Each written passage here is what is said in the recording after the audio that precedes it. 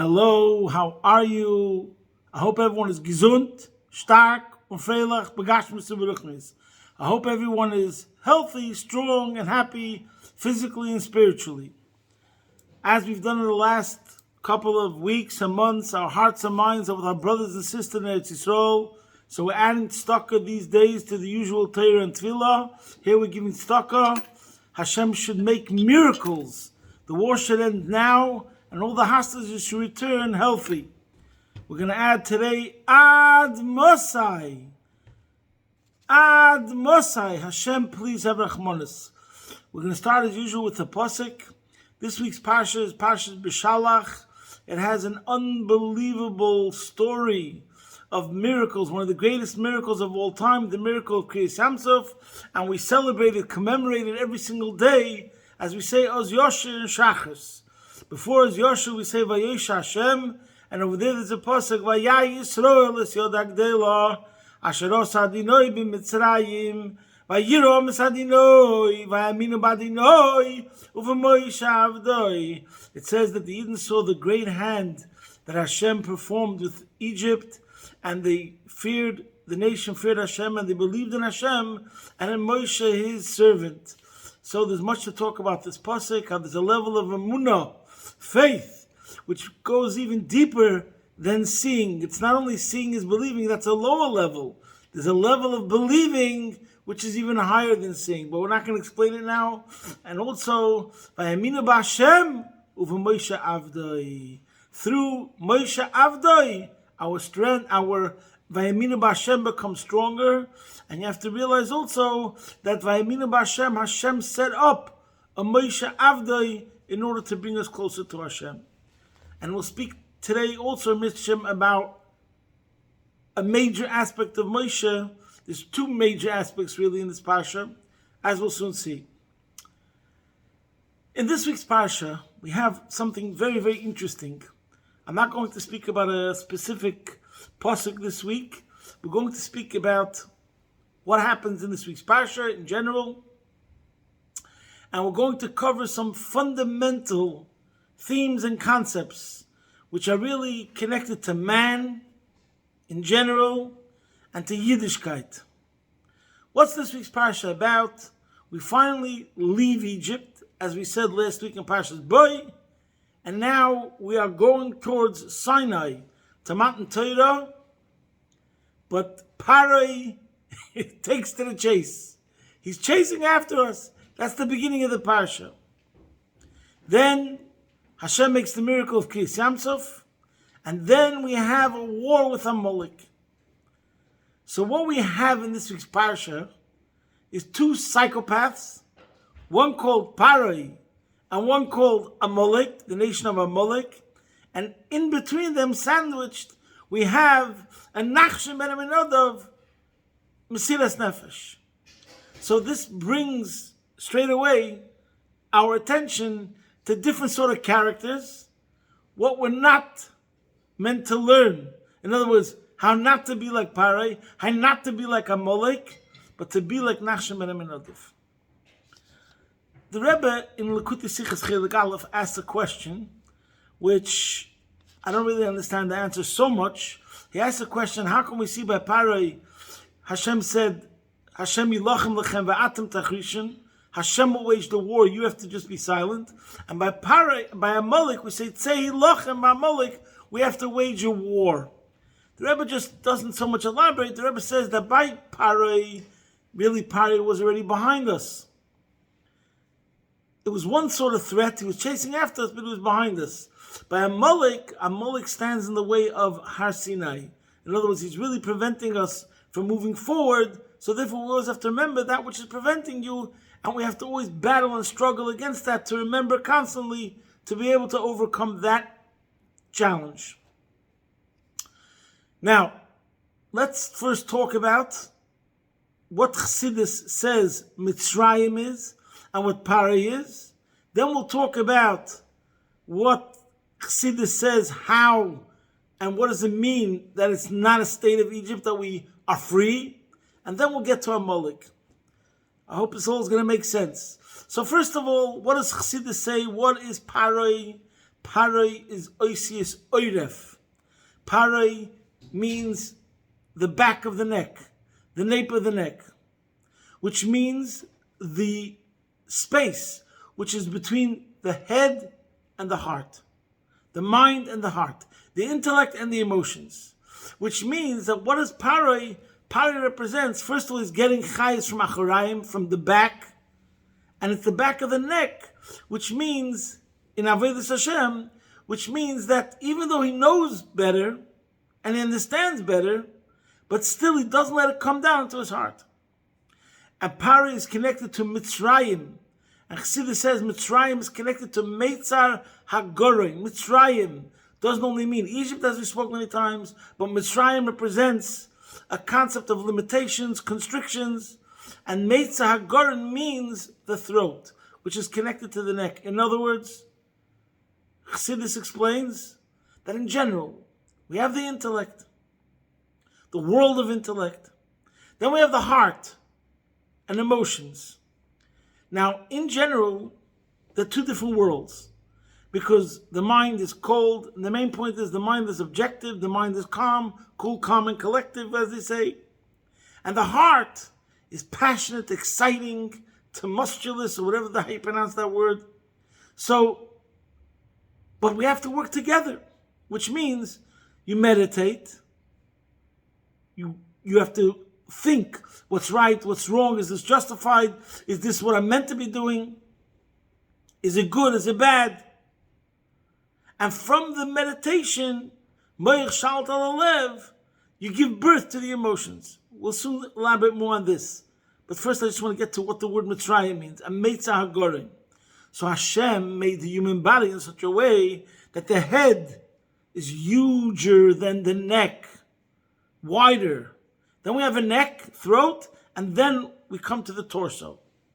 Why? Because that represents how the psychological the order of how we go from the mind to the heart. When you're lost in thought, you're lost in the light, and it's illuminating. It's brilliant. It's huge. The light that you're surrounded with when you're lost in thought. Now you have to turn that down. You have to make a tzimtzum. You have to go away from the euphoria of how you're lost in your mind, in the idea, and now you have to tone it down, and it has to go through a passage, a tunnel, so to speak. It has to go through the neck. It has to go through the throat. Go away from the high, that mental high that you had from being lost in this beautiful idea. You have to tone it down, because you have to start making, instead of abstract, you have to make it concrete. To make it concrete, you have to go away from that level of light and say, okay, so what does it mean practically speaking? Enough theory, enough abstract. Let's get to concrete, practical. What does it mean practical? How do you apply it, as they say? So you have to tone it down, you have to bring it down, you have to dilute the high, the euphoria, and now get down to details, what it means practically, which it's not so high, it doesn't feel such a euphoric feeling. Because now we got to get the details. Now you want to start talking about practical. You have a lot of people, they love the idea, they love the theory, but once we start getting into the nitty-gritty, the nuts and bolts, they just lose their whole, inspiration. So now we have the neck. The problem is, you're meant to go through a neck. You're meant to go through a Meitzah HaGorim. You're meant to go through this constriction, this smalling down, diminishing of the high that you had when you're lost in that intellectual aura. But the problem is, sometimes you can get stuck in that tunnel, you can get trapped in that neck, and it becomes a point where you severed the head from the body. Rachmana litzlan, like they say, cognitive dissonance, which means even though in your head it comes out one way, but nevertheless didn't come down into the heart. You don't live up to your expectations. You don't live up to the way you're meant to be. And there are many, many hundreds and thousands of levels of this connecting between the head and the heart. Okay, so now in Chassidus, I'm sure you've heard about what's called like one of the main innovations and accomplishments of the Alter Rebbe was Chabad Chassidus. Chabad stands for Chochmah Bina Das, which means the order of how an intellectual process goes from where the illumination, the innovation, creativity, the idea, the light bulb ignites. That's the beginning, like an egg, like a seed. Then it spreads, expands. That's the bina, concept, comprehension, and concentration. That's Chochmah Bina Das. And then that's moyach. The moyach is the brain. The brain has 3 steps in the process, Chochmah Bina Das, and then from that we come to emotions. What does it mean practically speaking? So let's start from the lowest level. In the lowest level, what this means is simple self-control, self-restraint, self-discipline. In the words of Tanya, iskafia, which means a person might have an impulse, he might have negative tendencies, and every single person's born that way. He's born with an animal soul. So therefore, Hashem also gave us a nefesh elikis, a godly soul, which is primarily intellectual, and your nefesh bahamis, your animal soul, is primarily emotional, like the difference between a human and an animal, that a human has a mind. And therefore, just because he has a certain nature, and he has negative tendencies, and he has a lazy side, a lesser self, so to speak, he doesn't have to follow the desire that he feels. For example, imagine you have a dog and the dog is barking. On the lowest level, moyach shalt ala lev, the brain dominating the heart, means we can put a cage over the dog could still keep on barking. You are a person, you have a nefesh bahamis, it's still drawn towards sweets, even though somebody knows it's not healthy for him, and he knows that it's junk food. Nevertheless, he's drawn towards it. What can he do? And it's not his fault. The Eibishter made him that way. So he has that animal which is inside himself, which is drawn towards negative things. But you know what? Just because you're drawn to it doesn't mean you have to follow it. And that means, moyach shalat alalev, the brain dominates the heart. You could control it.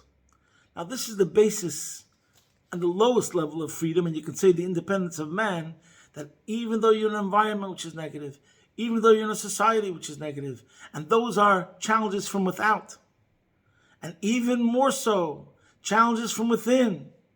You have negative impulses, you have destructive desires, etc., etc., etc. Guess what? You also have a moyach shalt alalev, and that control, that idea that you know that this is the wrong thing to do, will control over the heart and not allow it to expand. So that's the first level of Yetzias Mitzrayim, which means that the knowledge in your head that says this is wrong could stop and prevent the heart from taking control. You are in control of your heart instead of being a slave to your emotions. Okay, that's the lowest level. Now this goes on and on, higher and deeper. In Tanya, and this is really also about Judaism, there's another whole level of moyach shalt alalev. Not only that the heart not only that the mind controls the heart in a way of iskafia, as we explained, which means self-control, self-restraint, self-discipline, which iskafia means to suppress the negative, but more so, a more deeper idea of moyach shalt alalev means you could actually create positive emotions. In other words, when we think about Judaism means you are in control of your emotions. And this gives an answer to many, many challenges where someone says, but what do you mean? I don't feel happy, I'm not happy, I have a negative nature. And then we have, and this is on the title page of the Tanya, that the Rebbe speaks about loving Hashem. And this is a general question most people have sooner or later. Like, you know what? Okay, I can understand God asking me to do something, Hashem commanding me to do something, but do I have to be passionate about it? I'm not excited about it. What should I do? I don't feel like it's me. And the same thing is true about Avos Yisrael. Hashem says, love another Jew. How can I love another Jew? The famous question. And the same thing is the question about loving Hashem. And the Mezritcher Maggid asked the question, how is it possible, commandment to love? And the Mezritcher Maggid had two aspects to the question, two parts to the question. Number one, every commandment has to have parameters. It's an instruction. What am I meant to do? I could just snap my finger and create this emotion. If the God Hashem is asking me to do something, put on tefillin, it's clear. Even if I'm not in the mood, I can wrap the tefillin around my arms. Or Hashem says, eat in a sukkah. Even if I'm not interested, I can just put my body, go into the sukkah and eat it. But if Hashem says, love me, what am I meant to do? What's the commandment? And also, how do I come to a feeling? We understand when we say an action, but a feeling means something that I'm attracted to. What if I don't feel attracted to it? And the first answer that the Rebbe gives for the first 17 chapters of Tanya is Moyach Shalta Alev, which means put your mind in the right place and your heart will follow. Talking about Hashem, what that means, Shema Yisrael, if you meditate, Yisrael, Shema Yisrael over there means Jew meditate that Hashem Elokeinu, Hashem Echad, that Hashem is the only true reality, and that He is giving you life, and He is the master of true infinity, which has no limitations. So then, Ve'ahavta, as the Maggid explained, like Chassidus elaborates, Ve'ahavta doesn't only mean you should love me, which means it's a command, but Ve'ahavta means you will love me. It's a guaranteed result. If you will meditate, Moyach, you put your mind in thinking and meditating to know God, Ve'ahavta, you will automatically come to love Him. So that answers the question. What am I meant to do? Meditate. That's the action of the commandment. And therefore, we see how the emotions are in your control. And the same thing is true about another Jew. If you know what a Jew is, like the Alter Rebbe explains in Lamed Beis, then you'll come to love him. And it goes on and on.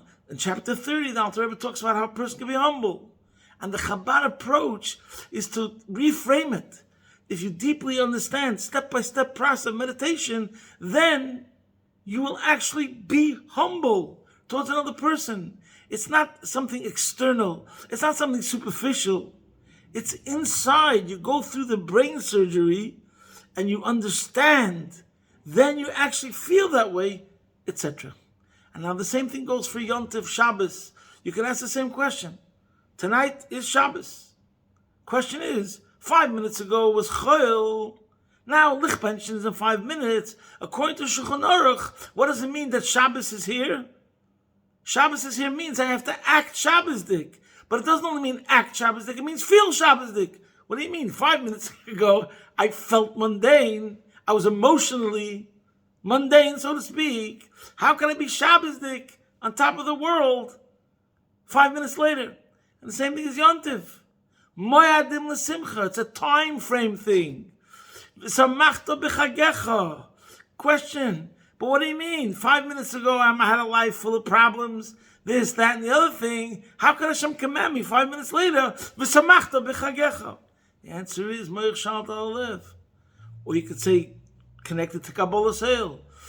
The Jew is so disciplined that with the power of his mind, since he knows this is what Hashem wants, and he believes in spirituality, there's many different meditations you can have. Therefore, it's a time to be joyous. It's a time to be happy. The fact that I'm going to act happy, who knows what that will generate? That will bring blessings. Whatever the story is, the bottom line is, the commandment is an emotional commandment. And we're saying that you could do it. And it's all connected to Moich Shalta Alev. It's built into Yiddishkeit. So, let's get back to Parai. Parai's problem was the opposite. The Moich was not Shalta Alev. We were in Mitzrayim, he was Oiref, and therefore, even though he knew, so to speak, the powers of Hashem and it was demonstrated, he nevertheless went on the chase, etc. Now let's go to Amalek. Amalek is unique. It says only about Amalek, Acharise Ade Ovid, he has to be destroyed. What makes Amalek different than all the other nations? That concerning all the other nations, it says that when Mashiach will come, there's Oz Efer Chalamim, they will be transformed and they will serve Hashem. But by Amalek we say, V'acharisei ade ovid. They have to be obliterated. Why? So Chassidus explains that every other nation, we're talking about in ourselves. Obviously, we mentioned this before, that when we talk about pari, we're talking about our inner pari, which means our inner cognitive dissonance. That's always telling us ourselves, go back to sleep, go, don't strive for higher, don't aspire for higher, but do what comes easy, what comes lazy, and don't work on yourself. Don't sweat. The same thing as Amalek, but deeper, more obstinate, more stubborn. Why? Because, even though I never saw a Maimah that discusses exactly the difference between Pari and Amalek, because in our Parsha, Pari is destroyed and Mitzrayim is destroyed. Mitzrayim was in a way of Shvira in our Parsha. But Chassidus talks about the difference between Yitzias Mitzrayim, that was the Geula of Mitzrayim, and the Geula of what's going to happen when Mashiach comes, that it's going to be more bitter, not Shvira, not through destruction and annihilating the enemy, but through elevating. But anyways, now, Amalek represents a crown, ego without a crown. That's what it says. What does it mean, ego without a crown? The essence of ego without any rationale. In other words, like this, you can have two ways how a person, you tell somebody and you go over to a person and you say, you know what? You see that guy, you should respect him. Why should you respect that person? Why should you revere that person? Why should you honor that person? Because he's greater than you. He's bigger than you. He's smarter than you. But first, the guy could be, let's say, a mechutzef, this other person. But you know what? When you sit him down and bis masberen wird gemacht hat toyes and cheshbon, he's made a mistake. So then we have enlightenment. We have to show him the mistake that he made.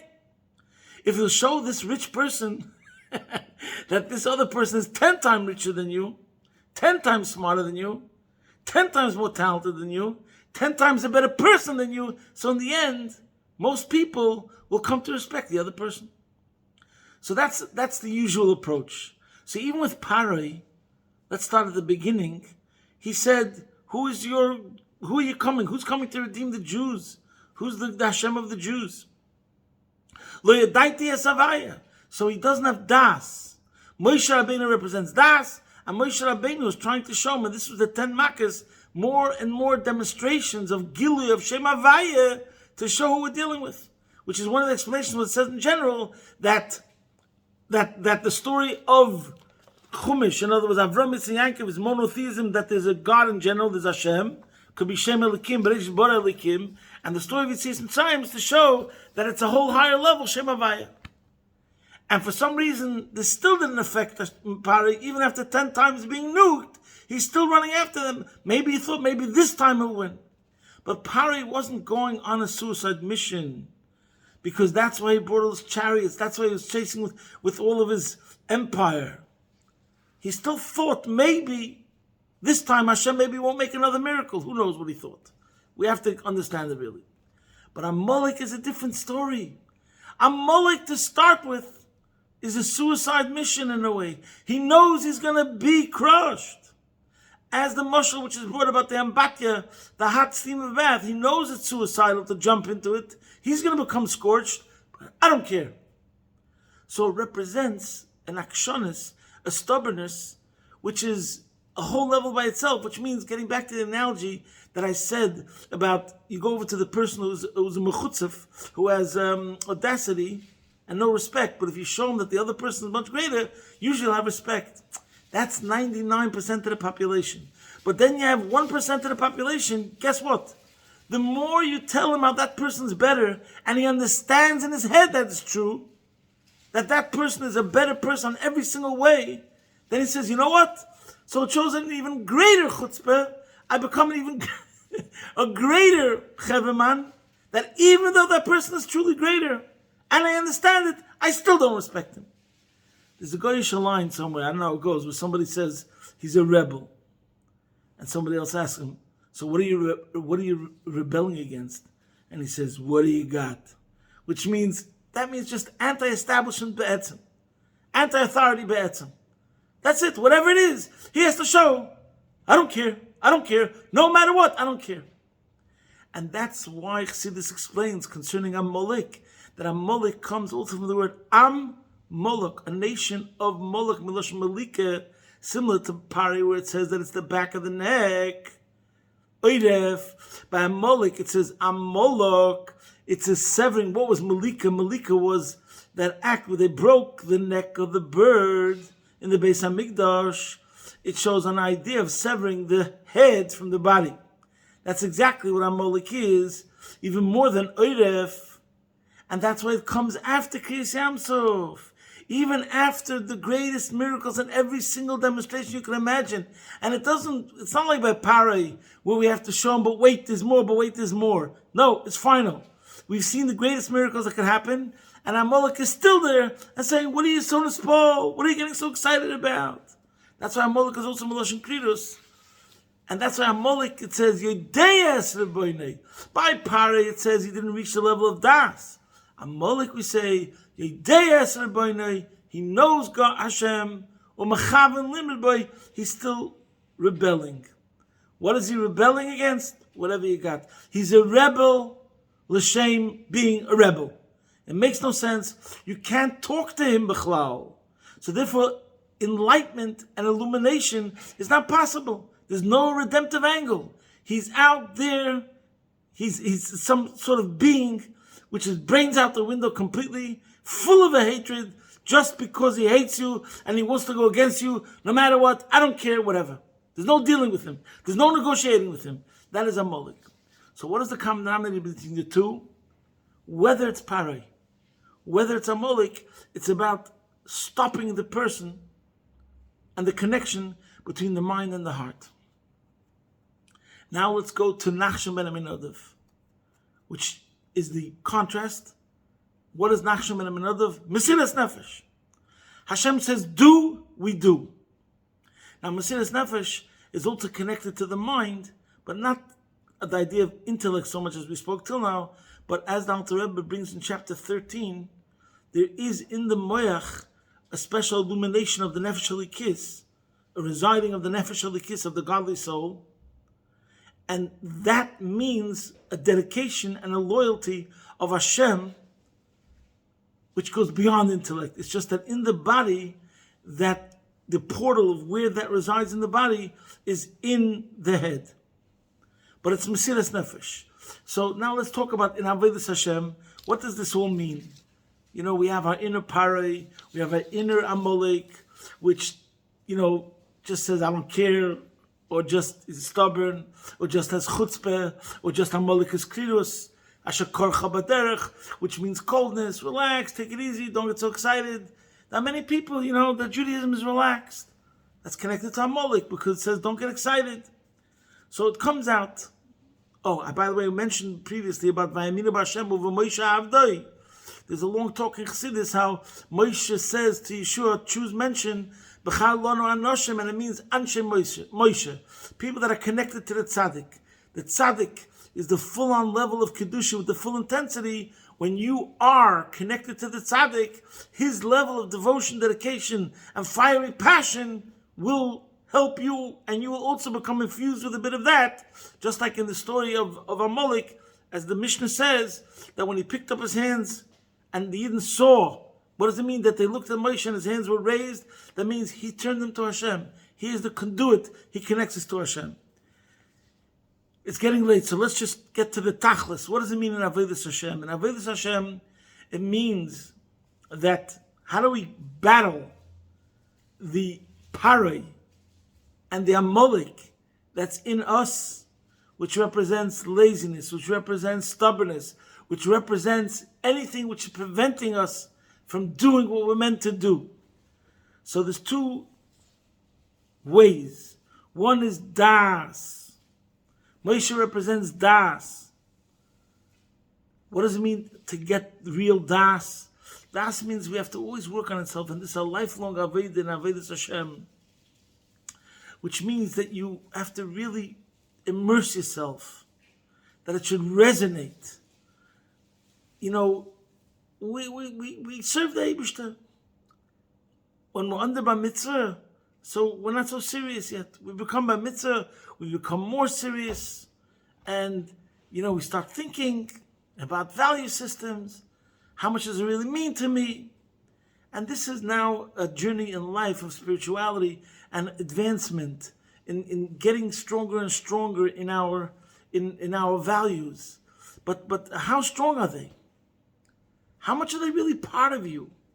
And this is what it means, das. Das means that you work on yourself always more and more, that whatever you're doing, whether it's putting on tefillin, whether it's your Avos Yisrael, whether it's whatever it is, that it becomes like part of you, and therefore you're like vibrating, like it says in today's Ayim Yom, as daven and learn dafim tabren kol atzmoisai termarna. When the person who is really going through with das, that means it becomes animated from the level of das in his brain through concentration. He reaches a level of connection that then once he hits that, it hits the spot on that level of connection, that he becomes united with it, then he starts really living it and experiencing it. And then it's not possible for anything to get in the way. That's who he is. So one way is through das, and the other way is through bittul kabbalah sale, which means sometimes you can't get into a debate. Sometimes you can't get into an argument back and forth. Because like we said before, when we talk about the Amalek especially, it's not about that. He's there for one purpose and one purpose only. If you're going to debate him, that's part of his success. He stopped you doing what you're meant to be doing. He wants to distract you. It's one big distraction. That's all he has in mind, is to distract you and to stop you at all costs. And when you're talking with him, it's a waste of time. And meanwhile, he's distracting you and stopped you from what you're meant to be doing. So when it comes to such a thing, we have to always try to work on both of these areas, working on ourselves, not only in a level of chokhmah and bina. I know I'm not explaining it 100%, but das. Like the Alter Rebbe explains, Yitke machshavtei b'chayzik. Whatever you're doing in Yiddishkeit, whatever you're doing in learning or in davening or in mitzvah, try to immerse yourself. It should be an immersive experience. And the more it's an immersive experience, the more it will become part of you in a way which becomes inseparable to a certain degree. And the other thing is practicing Kabbalah Sel, having in mind like Mesiras Nefesh. Nachshon ben Aminadav knew. Hashem told him, go, jump. He does it. A person who lives with Shulchan Aruch, lives with this in mind, there is Ratzon Hashem. I have to know just what Ratzon Hashem is, and then I have to be a soldier, carry out what the will of Hashem is. And if he lives with such an attitude, with such an approach, then he will succeed in doing what the Eibishter wants. Just to finish off with one story, which is a very famous story, and has to be thought about, and which proves to how far this idea of brain and heart is from the essentials of Chassidus. So we have to understand, there's a simple level, like we said before. On the most basic level, self-control is not only Chassidus, that's basic. Without the idea of self-control, self-restraint, and self-discipline, there's no justice, there's no law and order, there's no Yiddishkeit, obviously. But then this Chassidus that takes this further and further. So everyone knows the famous story that the Rebbe Rashab went to see a famous doctor, a professor, in 1903. And when this professor, he asked him, what is Chassidus? What kind of discipline is this? I'm just going to read you from the Likutei Diburim. The Rebbe Rashab answered, the letter from Chassidus is that the Kopf muss geben zu verstehen die Herz, was man darf wollen, und die Herz darf bringen in Leben, das was die Kopf versteht.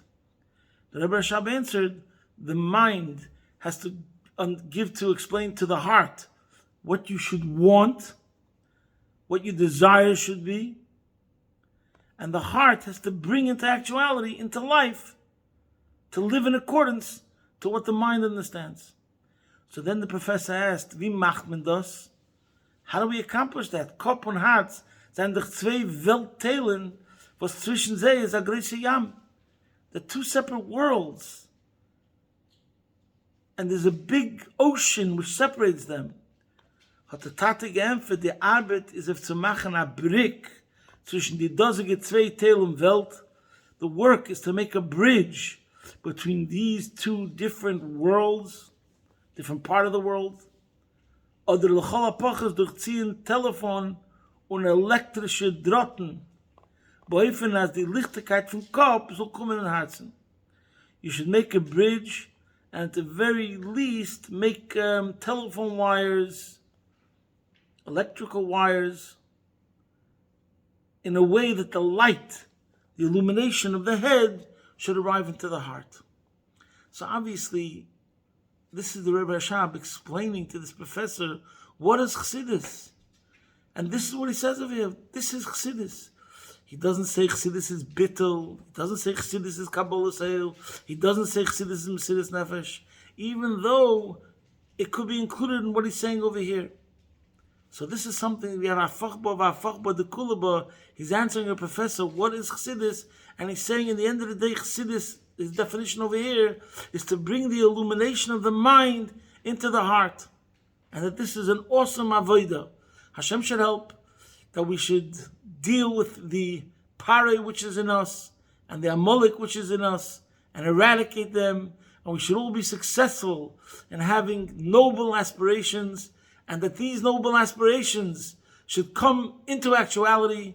We should all be successful in accomplishing everything we want to accomplish in our service of Hashem, and through our success in Avodas Hashem, it will bring about the Gula Mitzvah Shlema Mashiach now. Posting from my home, Be'ez Hashem Yisbarach, your man in Melbourne.